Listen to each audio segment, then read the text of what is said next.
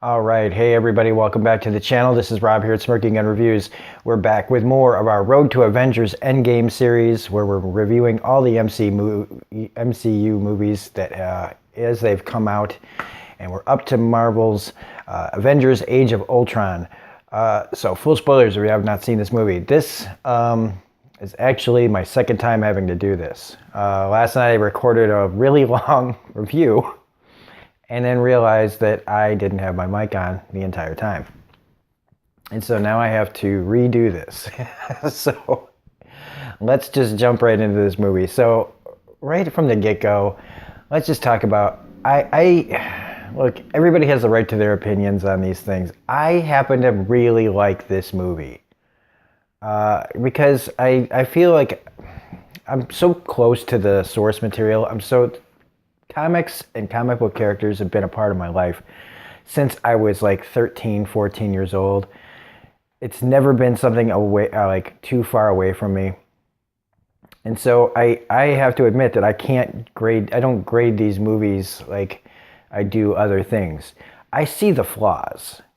I don't ignore the flaws, but unless they're so bad that they ruin the movie, like blatantly bad filmmaking, I can't do it. It's the way that I look at Batman versus Superman and go, that's just fundamentally not a good movie, and it's so bad that I can't enjoy the fact that I'm watching Batman versus Superman. That's not the case here. This movie gave everybody everything they wanted and more, as far as like bigger, better, because that's what they do. I mean, that's what, sequels are known for the most part. There's very few sequels out there that are actually kind of toned down in these big blockbuster types of movies anyway. But I dig all of this, even though there are things that just don't make sense to me, like in Iron Man 3, 2 movies ago, right? Or 3 movies ago. He talks about how we create our own demons, and he talks about how he created Aldrich Killian and all these things that happened to him and all these bad people that don't like him. And then he does the exact same thing in this movie, except on a bigger scale. And it is even called out in the movie that, when Ultron is compared to Tony, and they talk about, they both have the same thing about destroying the world, like when they're trying to help. So I don't really get that part, but the majority of this I really like. And the other thing is this opening scene. I remember when I saw it at the theater, it was amazing. But now, watching it after a while and seeing it, it's a video game cutscene. It's a really well-made video game cutscene, but none of it looked really real.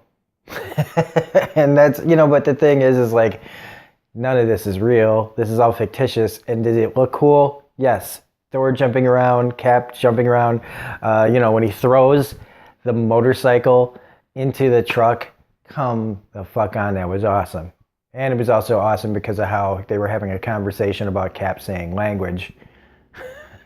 And he's just so casually throwing the motorcycle and goes, it just slipped out. There's a lot of that in here that I really like. I love it when they just have the time to just break for a second and talk about something mundane. I've always liked those little side bits that they throw in here to just kind of bring it down to reality, just to show a little bit of normalcy and mundane amongst all this insanity of killer robots and stuff. Speaking of which, I really do like James Spader as Ultron. There's a lot of different ways they could have went, and there probably is a better way that they could have went with it. But for the life of me, I guess they could have gone more cold, like I am Ultron. But I think people would have gotten really what are we watching here? Like Forbidden Planet or something, like Robbie the Robot and shit. So they went another way and gave us a really kind of unusual personality of Ultron that I didn't expect. But I like James Spader a lot. I love the way he talks. And then there are ways, times when you look at Ultron and you can see James Spader. I mean, the mocap, I think they did mocap, right? Well, they did a really good job at I could see a lot around the eyes and some of the twists of the head and stuff that just reminded me of what Spader can do. I really do like the Hulk Black Widow thing in this, even though it's doomed. And I really wish it wasn't. But whatever, you know, you can't always get what you want. See, those are the things I complain about. Like, the things that I complain about is like Hulk's leaving at the end of the movie. Now, I know they couldn't do it. The real reason that Hulk leaves and ends up where he does in Thor Ragnarok. And it's because in the comics, it was a group of the most powerful heroes in the world called the Illuminati, and it was like Professor X and Reed Richards, people of that caliber who trapped Bruce on a spaceship to the middle of nowhere because he's too dangerous. And in this, they flip that because they don't have those characters. They haven't had the opportunity to show damage to the Hulk. That Hulk does it on his own. That Banner does it on his own. That they leave because they know that they just can't. They're too dangerous to have around. And that's all exemplified in the whole Iron Man, Hulkbuster Hulk fight in that downtown city area. Which again is just fucking unbelievably awesome.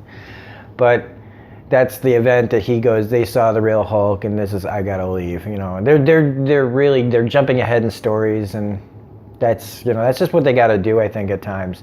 No matter how much we'd love to see all the stories play out in these movies, there's only gonna be so many of them. And there's only so many stories they can tell, and they want to try to incorporate as much as they can. So it's gotta be kind of difficult in the writer's room to try to fit all this stuff in logically. But another great bit of this is Hawkeye gets a lot more to do in this, and it's mostly just lines. He does a lot of talking. I mean, he does a lot of cool stuff with the bows and arrows too, but he's just kind of that grounded character. He grounds all of, again, the insanity of all this, and there's a guy with a bow and arrow, which he mentions quite a bit. And I dig him a lot. Every time Clint shows up, I feel like if you're not going to give him a full movie, whenever he's on screen, you got to use him right. You got to give us something, because I think like Hulk, he could be that kind of character that just kind of adds to things, gives you like the comic relief or the more grounded character. I think if they did that more, and hopefully maybe he'll be a little bit in the Black Widow movie that comes out. But I love Jeremy Renner, and I just wish that they had more for him to do in these movies, and they just don't. And it's not because he's got a bow and arrow either.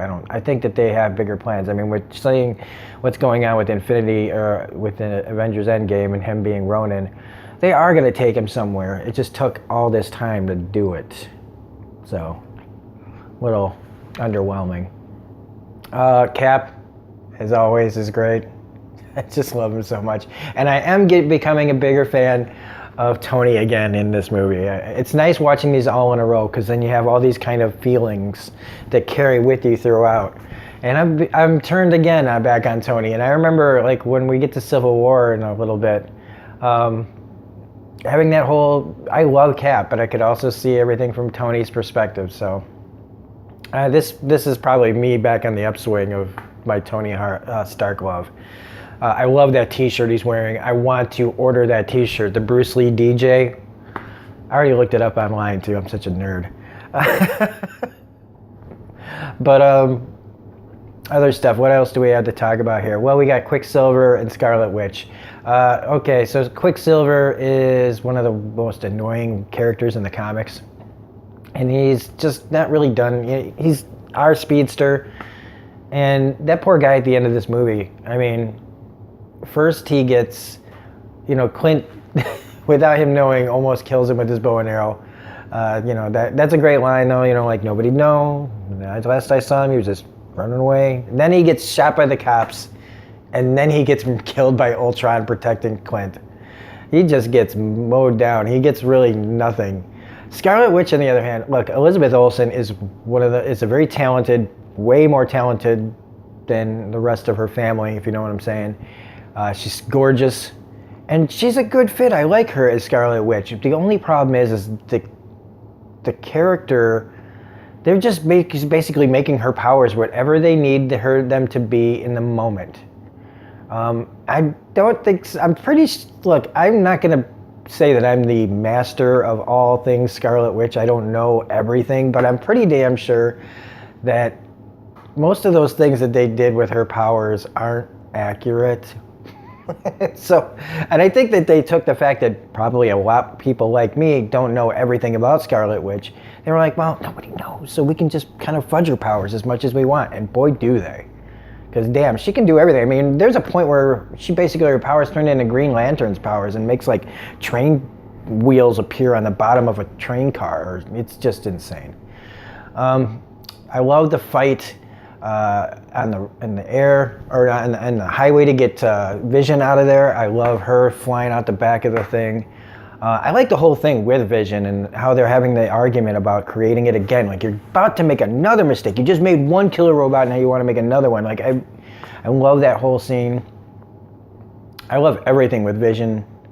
And speaking of Vision, holding the hammer scene where everybody's trying to pick it up. I love Thor's face when he sees Cap nudge the hammer just slightly.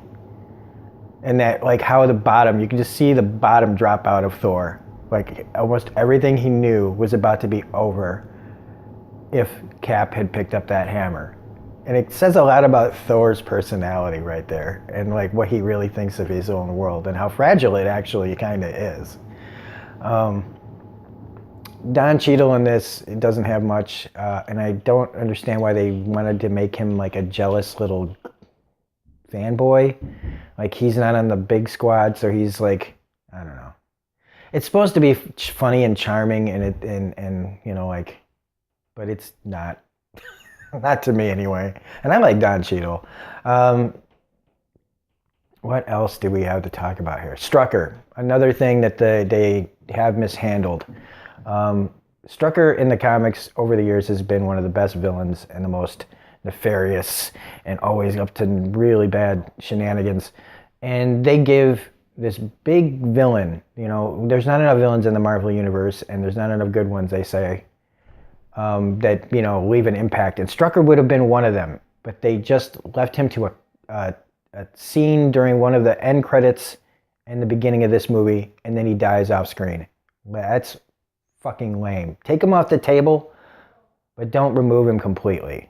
So I really wish that they had done a little bit better job at that. So anyway, I feel like with everything that happened in this, I mean, the events that happened in this lead to the Sokovia Accords and everything. And there are a lot of Easter eggs in this. There is a lot of setup for other movies in this. That, you know, like, this is way before Black Panther came out. And they finally mentioned Wakanda. We get the jungle drums playing when they're talking about it. They talk about the vibranium. They talk about where the vibranium came from Wakanda. We get the introduction of Ulysses Claw and how he lost his arm because Ultron got pissed and cut it off and then tried to apologize and kicked him down the stairs. I love those kind of reactions from Ultron too. He's like still trying to learn etiquette while being a benevolent, you know, robot overlord at the same time. But we get that whole thing with Wakanda and the ties to that and how it's going to pay off later. We get the whole thing with the Infinity Stones really starts to be cemented with Thor and, you know, what he knows about everything, and they start to figure out where the Infinity Stones are. It also sets up Thor Ragnarok when Thor has his vision, and, like, you know, here we go.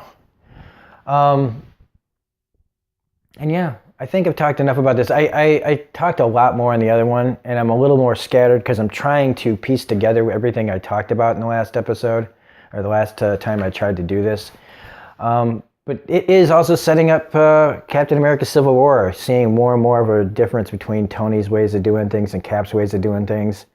And yeah. So anyway, I've got to get going to work here, so I'm going to cut this short. I hope this was good enough for everybody. I really do like this movie, despite, you know, like, there are flaws in it. But it's just the kind of flaws that I'm just not going to, like, get too big of a twist over.